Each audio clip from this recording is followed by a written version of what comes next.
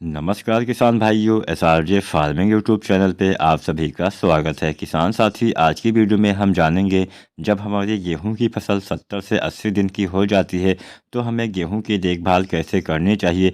गेहूं की फसल में इस अवस्था में हमें कौन कौन सी खादों का इस्तेमाल करना है, कौन सी चीज़ों का हमें छिड़काव करना है, कैसे हमें गेहूं में अच्छी और मोटी बालियाँ मिल सके, कैसे हम गेहूँ में ज़्यादा पैदावार ले सकें, तो इस अवस्था में क्या करना चाहिए, संपूर्ण जानकारी आज की वीडियो में हम आप सभी को देने वाले हैं। अगर आप सभी चैनल पर नए हैं तो एसआरजे फार्मिंग चैनल को सब्सक्राइब करें। कोई भी सवाल हो, कुछ भी पूछना चाहते हैं तो नीचे एक कमेंट करना किसान साथियों मत भूलिएगा। चलिए वीडियो स्टार्ट करते हैं। किसान साथियों, जब हमारी गेहूं की फसल 70 से 80 दिन की हो जाती है तो इस अवस्था में पहला काम आपको करना होता है सिंचाई। किसान साथियों, गेहूं की फसल में तीसरा पानी यानी तीसरी सिंचाई आपको लगभग 65 से 70 दिन के आसपास करना चाहिए। पहली सिंचाई हम करते हैं 21 से 25 दिन पे, दूसरा पानी हम लगाते हैं 40 से 45 दिन पे, तीसरी सिंचाई हमें लगभग 70 दिन के आसपास करनी चाहिए। तो जब आप तीसरा सिंचाई करते हैं तो आपको बहुत फ़ायदा मिलता है। ऐसा नहीं कि बिना पानी के, बिना सिंचाई के आप गेहूं में अच्छा पैदावार ले पाएंगे। अगर खेत में नमी ना हो तो आपको सिंचाई अवश्य करनी चाहिए। कई बार सर्दियों में बरसात भी हो जाती है, हालांकि बहुत सी जगह पे अभी मौसम में मतलब बरसात होने की संभावना जताई गई है। तो अगर आपके वहाँ पे बरसात हो जाती है तो अच्छी बात है, और बाई चांस बरसात नहीं होती है तो सिंचाई किसान साथियों आपको अवश्य करना चाहिए। और इस अवस्थाओं में नमी आपको मतलब आपके पौधे को थोड़ा सा पानी की ज़्यादा आवश्यकता भी पड़ने लगती है। धीरे धीरे आपकी बालियों का विकास चालू होगा, उसके बाद में आपकी बालियों में दाने का भराव होगा, बालियाँ निकलेंगी, फ्लावरिंग आएगी। तो इन तमाम अवस्थाओं में पानी की थोड़ी सी ज़्यादा आवश्यकता पड़ती है। तो इस अवस्था में आपको खेत में नमी मेंटेन करके रखना पड़ेगा, तभी किसान साथियों आपको अच्छा और ज़्यादा उत्पादन मिल पाएगा। तो पहली चीज़ आपको करनी है 70 दिन के आसपास आपके गेहूं की फसल में तीसरी सिंचाई। उसके बाद में यहाँ पे कुछ खादें हम आपको बताने वाले हैं जिसका इस्तेमाल किसान भाई कर सकते हैं। पहली चीज़ तो आपको ध्यान ये रखना है कि बाई चांस आपकी फसल अभी मान के चलिए 70 दिन की हो गई है और इस अवस्था में अगर आपके पत्तों में पीलापन नज़र आ रहा है तो आपको पहले तो ये पीलापन दूर करना है। कई बार ये पीलापन आने से हमें काफ़ी नुकसान हो जाता है, हमारी बालियाँ बाद में छोटी रह जाती हैं, पौधे में अच्छे से ग्रोथ नहीं हो पाती है हरापन नहीं रहने से। तो यहाँ पे सबसे पहला आपको काम करना है पीलापन दूर करना। तो पीलापन दूर करने के लिए कोई ज़्यादा चीज़ आपको नहीं डालनी है, क्योंकि हम यहाँ पे यूरिया मिट्टी में नहीं डालेंगे।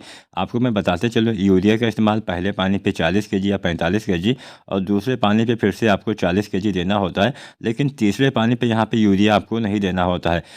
मतलब यूरिया की समस्त मात्रा आपको 50 से 55 दिन के अंदर ही गेहूं की फसल में डाल देना होता है। इसके बाद में हम मिट्टी में कोई भी खादों का इस्तेमाल नहीं करते हैं। इसके बाद में मान लीजिए बाई चांस नाइट्रोजन की कमी दिखती भी है तो यहाँ पे हम छिड़काव विधि से यानी स्प्रे विधि से इसकी पूर्ति कर देते हैं। तो यहाँ पे आपको यूरिया का छिड़काव करना है। अगर पीलापन 70-75 दिन या फिर कभी भी पीलापन दिखता है तो इसके लिए आपको यूरिया का छिड़काव कर देना है।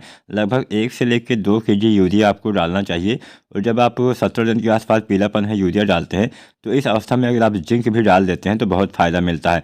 तो जो जिंक आता है 33% वाला, इसकी आपको लगभग 700 ग्राम मात्रा प्रति एकड़ के हिसाब से अगर आप डाल देंगे बहुत बढ़िया लाभ मिलेगा। बाद में बालियाँ भी अच्छी बनेंगी, दाने का भराव भी अच्छे से होगा, अच्छी चमक आपके पौधे में बनी रहेगी। तो यहाँ पे जिंक और यूरिया अगर आपके पौधे में पीलापन है तो आप पहली चीज़ ये डालिए।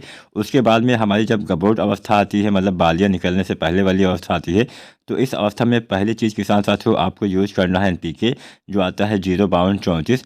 इसके इस्तेमाल से बहुत बढ़िया फ़ायदा मिलता है, आपकी बालियाँ अच्छी निकलती हैं, मोटी निकलती है, लंबी निकलती है, जिससे बाद में आपको अच्छा और ज़्यादा उत्पादन भी देखने को मिल जाता है। तो एनपीके 05234 1 से लेकर 1.5 केजी प्रति एकड़ के हिसाब से गबोट अवस्था में डालना होता है।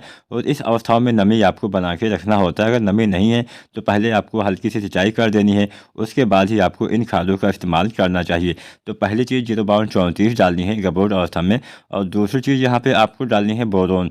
जो बोरोन आता है 20% वाला, इसकी आपको लगभग 100 ग्राम मात्रा प्रति एकड़ के हिसाब से गबोट अवस्था में डाल देना है। अगर आप बोरोन डालते हैं तो पोलिनेशन बहुत अच्छे से होता है, मतलब पौधे के समस्त दाने का भराव बाद में अच्छे से हो पाएगा।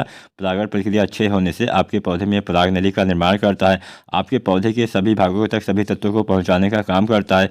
मिट्टी में जो भी तत्व होते हैं उसको सभी भागों तक पहुंचाने का काम बोरोन का ही होता है। पानी वगैरह भी बोरोन ही पहुंचाता है। तो यहाँ पे बोरोन डालिए, साथ में NPK 0/34 डालिए। बोरोन 20% वाला 100 ग्राम, NPK 0/34 लगभग आपको 1 से 1.5 kg पर एकड़ के हिसाब से गबोट अवस्था में डालेंगे तो बालियाँ अच्छी आएंगी, मोटी आएंगी, लंबी आएंगी और आपको अच्छा उत्पादन भी किसान साथियों देखने को मिल जाएगा। अगर आज की वीडियो पसंद आई हो, वीडियो को लाइक ज़रूर करना। कोई सवाल, कोई सुझाव हो नीचे कमेंट करना मत भूलेगा। वीडियो देखने के लिए बहुत बहुत धन्यवाद।